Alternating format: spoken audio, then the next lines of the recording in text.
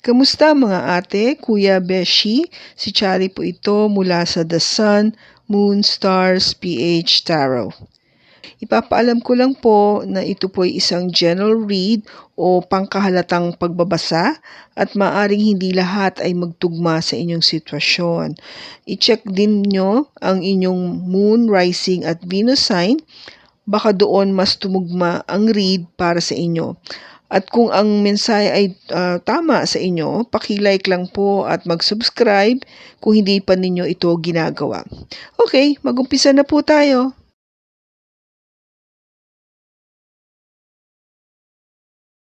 Hello po mga ate, kuya, beshies. Kamusta na po kayo? Andito ulit ako si Chari para gumawa ng another reading, and this is for the sign of Virgo, Sun, Moon, Rising, and Venus. And of course, welcome po yung mga cross-watchers ni Virgo at yung mga bago po nating mga viewers.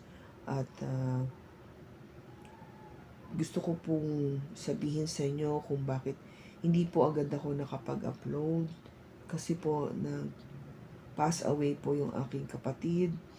At sa ngayon po ako ay dumadaan po ng pagdadalamhati at syempre po nagluluksa sa kanyang pagkawala. Humingi po ako ng pag-unawa sa inyo kung bakit hindi ko po agad ito nagawa. At syempre po, kailangan po nating mag-continue with life. Kaya moving forward, ito po, bumabalik ako para po gawin yung reading dahil alam ko pong marami po nag-iintay na malaman po kung ano yung enerhiya o mensahe na ating pong makukuha ngayon sa pagbasa na to. Okay?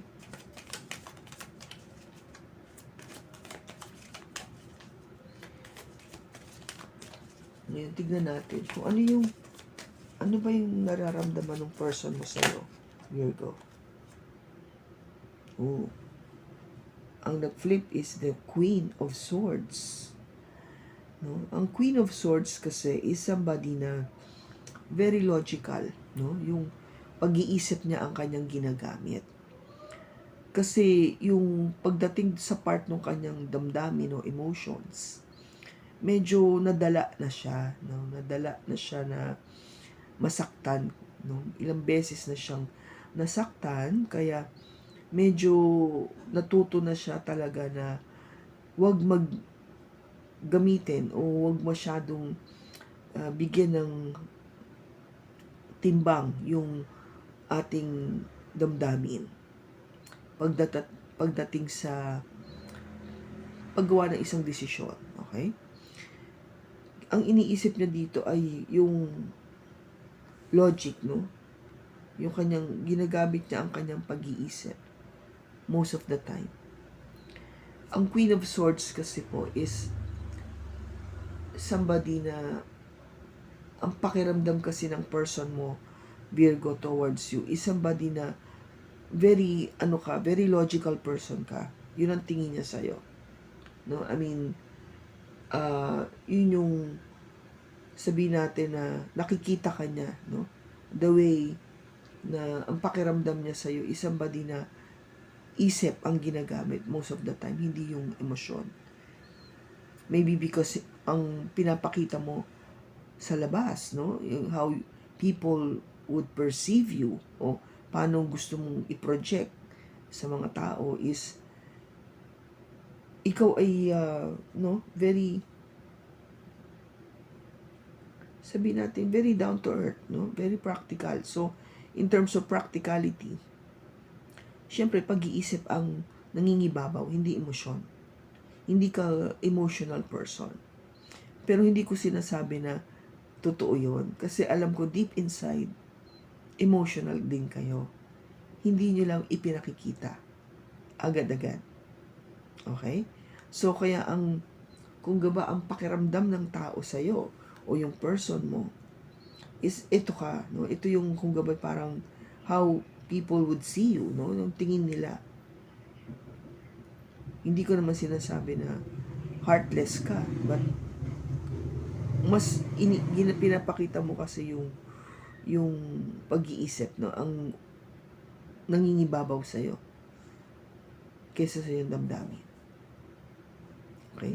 So, in other words, pag merong nag-approach sa'yo, hindi ka agad yung taong magpapakita ng liking, no? Hindi ikaw yung flirty type, sabihin natin. Medyo nag-hold back ka. Kasi kinikilala mo muna yung tao, no? Unang-una, hindi ka sure. Ano ba to? Bakit ganito to? You tend to question a lot in your head.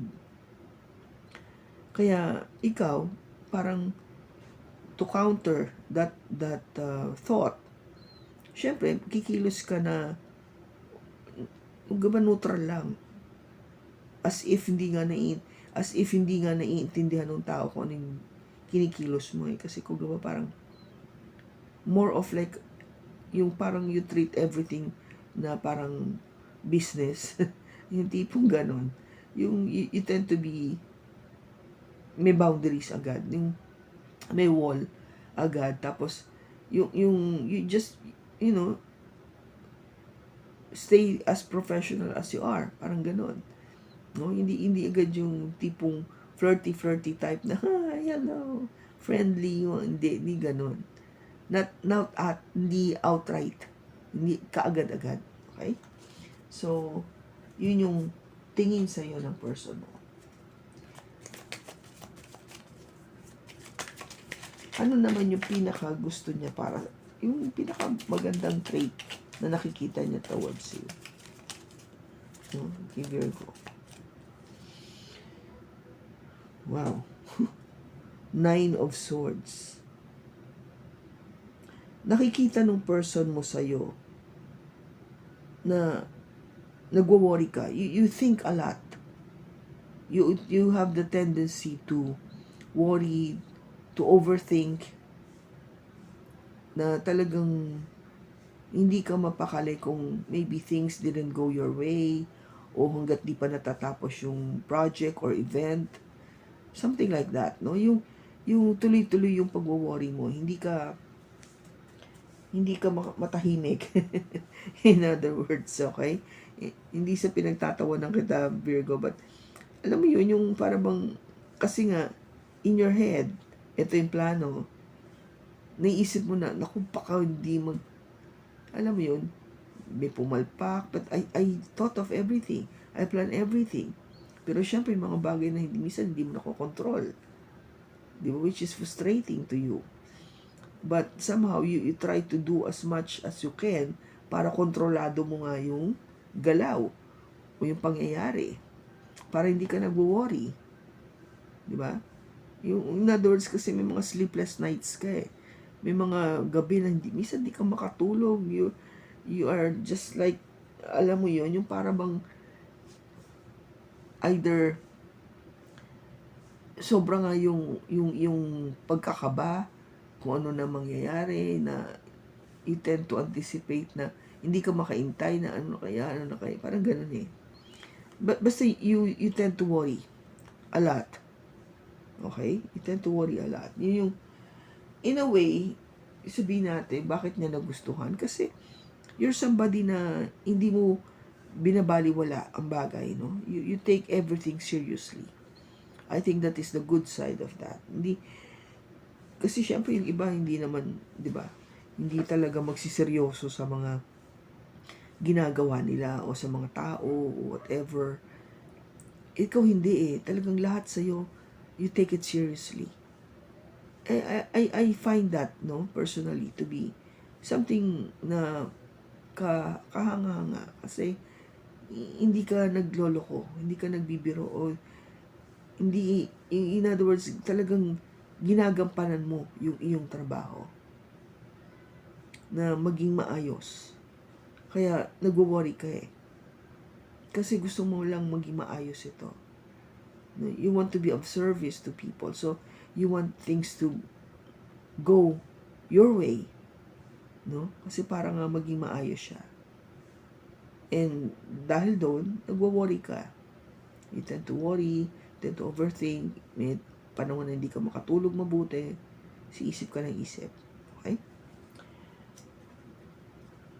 Kasi hindi lahat ng tao ganyan, no? Not everybody would go through this energy. para mag-isip lang na mag-isip. Okay? So, ano pa? Ano yung magiging intention ng person mo sa'yo? Virgo. What's the intention?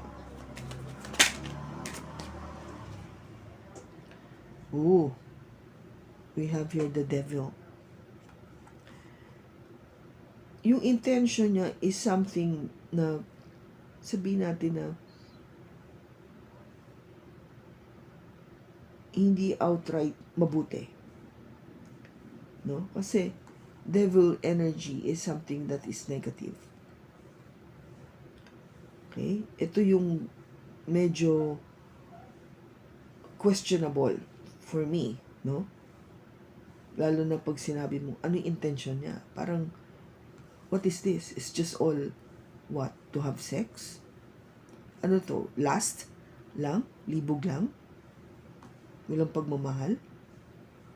Di ba? O kasi kung gaba parang, we just wanted to prove something out of ego, yung mga ganun. Negative talaga, no? So, tignan natin, ano yung action na dapat gawin?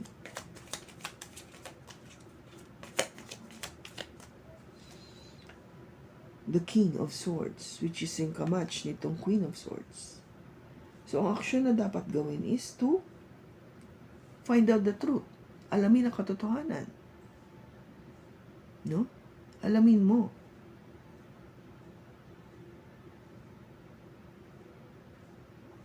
Kasi, doon mo lang makikita kung ano talaga or madidiscover mo kung ano talaga.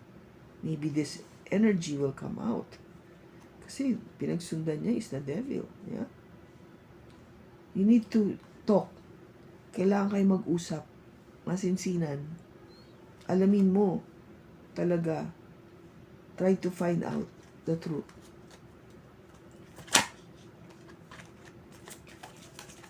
Ano yung pinaka magiging outcome nito? Para kay Virgo at dun sa Crosswatcher. We have the Six of Pentacles. Ang outcome is sinasabing to have an equal give and take. Magkaroon ng patas na pagbibigay at pagtatanggap. Okay? Kasi parang one-sided lang eh. Kung bakit ito lalabas, no? Kung lumalabas kasi parang one-sided lang. Kaya ang advice is maging patas kayo sa isa't isa. It could mean also na baka ikaw, Virgo, has this devil energy towards this person. Possible din yun. Na maybe it's just really, alam mo yun, gusto mo lang siyang sabihin natin matikman. Okay? If it's just all sex, then you have to find out the truth. No? Kailangan alamin mo lang. Alamin mo kung ano yung totoo. Ano ba yung katotohanan? Kasi, be honest with you, Virgo, walang cups. We have swords. We have pentacles. And the devil. Swords is all about communication. Finding out what is the truth. Pentacles is all about, of course, yung kayamanan, pera. Baka gusto lang nito sa'yo kasi kumikita ka, may pera ka. Diba? So, be mindful, Virgo. Be mindful kasi we have the devil here. Now, sa mga mahilig sa zodiac sign, ano nakikita natin dito? Of course, we have the air sign, which is Gemini, Libra, or Aquarius, and Capricorn. Okay? Yun lang yung nakikita natin na zodiac sign. Now, let us see kung ano yung gusto sabihin sa'yo dito.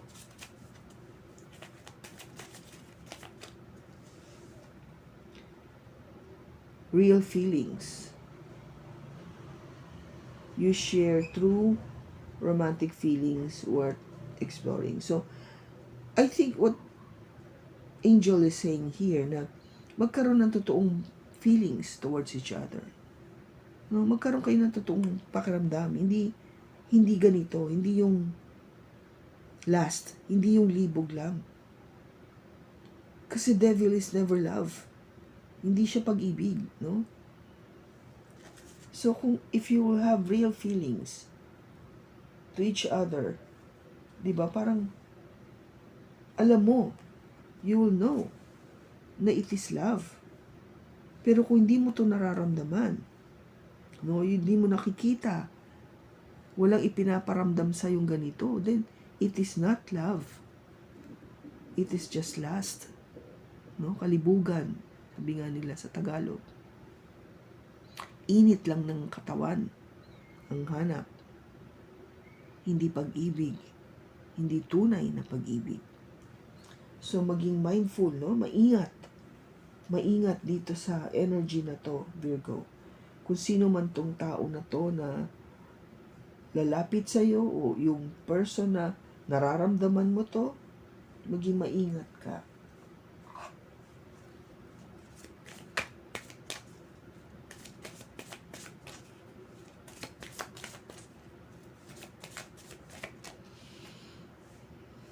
Power. The power of love is like a magnet drawing souls together. Yes, 'di ba? Kung talagang in love kayo sa isa't isa, if there is really love, it will be drawn to you, no? Parang magnet 'yan eh, no? Talagang sabi nga nila opposites attract. Kaya nagdidikit. Kung talagang kayo, no? Kung talagang may pag-ibig between the two of you, malakas yung pakiramdam na yun. Pero kung hindi nyo nararamdaman to and you're not going through this type of relationship, then it is not love at all. Hindi siya pagmamahal. Okay? So, again, I will tell you to be mindful. No? Mag-isip. Ngayon, dito mo gamitin yung pag-iisip mo. Okay?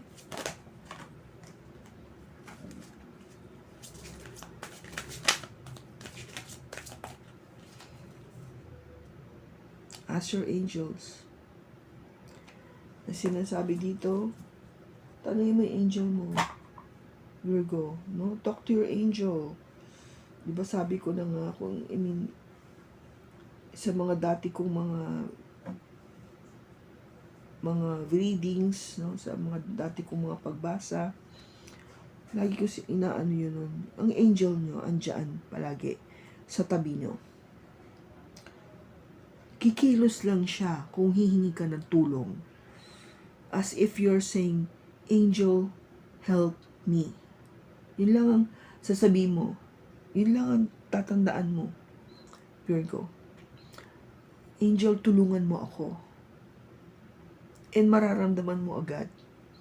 I know you are that sensitive enough to feel that, to experience that with your angel. Lalo na kung alam mong andyan lang siya sa paligid. Okay? Andyan lang siya palagi sa tabi mo eh. Iniintay ka niya na kausapin mo siya. Iniintay ka niya na, alam mo yun, i-recognize mo siya na andyan lang siya to help you, to guide you, to protect you.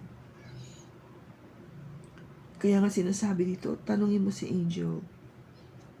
Kung hindi ka sure dito sa person na to, o hindi ka sure sa nararamdaman mo sa person na to, or you are being influenced by the devil, ask your angel to help you. Diba? Ito yung devil, ito yung angel. So dito pa lang kita mo na talagang angel is trying to protect you. Pinapakita niya sa'yo na ito yung love. Ito yung love, Virgo. Ito hindi to love. Okay? Kasi, ang magagawa lang naman niya sa'yo is to let you know. Ikaw pa rin ang maggagawa niyan eh. Ikaw pa rin ang magdi-decide. Ikaw ang magpuput into action.